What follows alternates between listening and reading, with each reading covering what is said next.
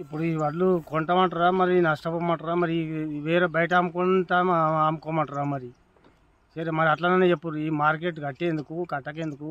మీరు చేసేందుకు చేయకేందుకు ఇది మరి ఇంతగానో పంటలు పండించుకుంటాం మేము రైతులము నష్టం కాకనే కానీ ఏం లాభం ఉంది మాకు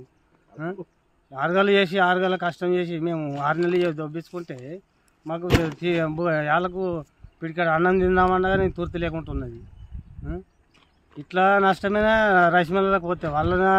సగం కట్ చేసిరి మేము ఇట్లా నష్టపోగా కూడా మీరు ఎవరు పట్టించుకుంటలేరు మరి దీనికి నష్టపరిహారం ఏంది మరి కథ ఏం కథ ఏం ఏర్పడతలేదు ఈ తడిసిన వడ్లను కూడా మరి కొలగోలు చేస్తూ ఒకటే ఇస్తున్నారు ఈ ఒకటి ఒక 7 ట్రాక్టర్ వడ్లు వస్తే రైతు ఏ రకంగా కప్పుకోగలుగుతాడు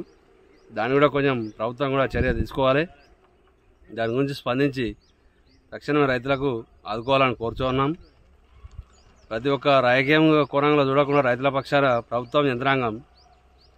తొందరగా రైతును ఒక నెల వరకలా అయిపోతాయి కాటలు కాబట్టి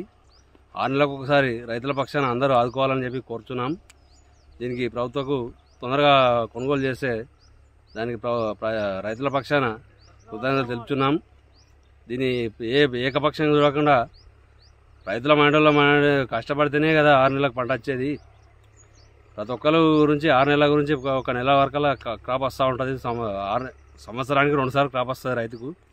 వచ్చినాక అకాల వర్షాలకు ఈ రకంగా నష్టపోతున్నారు రైతులు తడిసిన ధాన్యాన్ని కూడా కొనుగోలు చేయాలి